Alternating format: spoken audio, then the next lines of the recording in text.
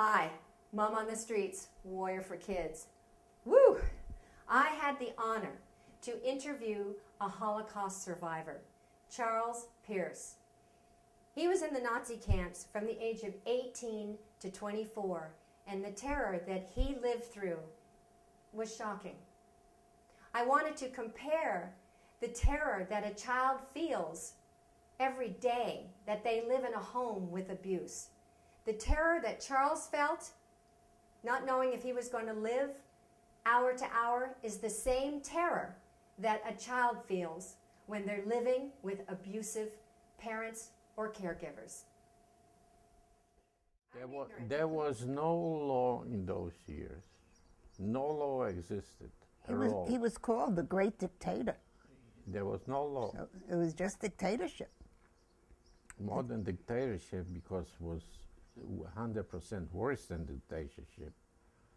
They killed their own people even, people that didn't agree with him. Quite a few generals that tried to get to him or to kill him were caught and executed. Charles Pierce broke that cycle of abuse. You'd think that he would be an angry person, but he's not. And he didn't have Oprah, as he said. He didn't go to therapy. He surrounded himself with love, and that's what we need to do for our children.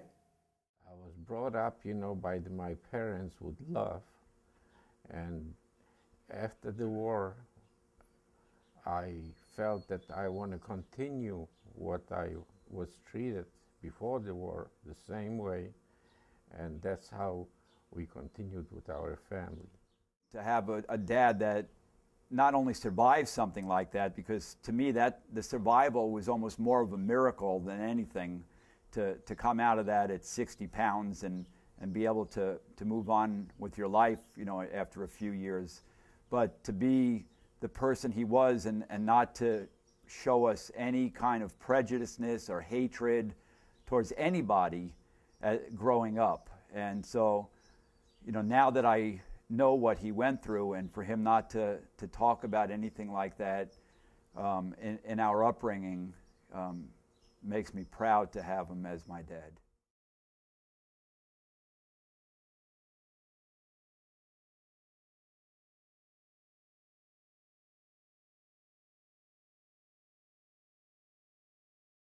Because that's pretty horrific to experience something like that and to turn out the way he turned out. Because, everybody wants to point their fingers and they say, oh, my parents made me a latchkey kid, that's why I'm the way I am today. Well, after listening to his stories, I don't think it gets any worse. Yet, he's fine. So people just need to realize that they can move on.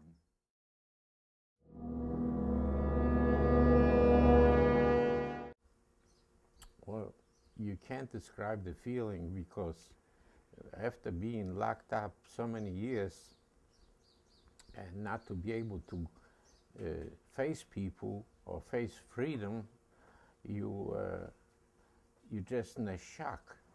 You're shocked, especially when you go over to a tank that you know that the army tank is going to rescue and do something for you. It's unbelievable to have the feeling, of that you're free, the freedom. Did you believe it, though, when you saw them? I sure did, yeah. And I saw in the tanks people from every walk of life, and not the walk of life, but skin. There were Spanish soldiers on it. There were whites. They were all mixed. Wow. Yeah, and at that time I couldn't speak English or write down anything or write down the names of the people to get in touch with them after. He would love to find some of the men who were in that tank corps, and we've been trying to find out, and we haven't been able to. He would love to meet them. So if any of them ever see this documentary and know that they were where was it? What city were they? Waldheim. If they were in that city on May, what day? May 5th? Yeah, May 5th, 1945. Because he would love to thank them for his life.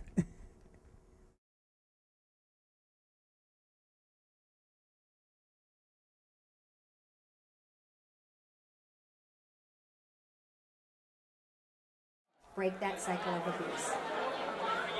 Talk about the elephant in still there.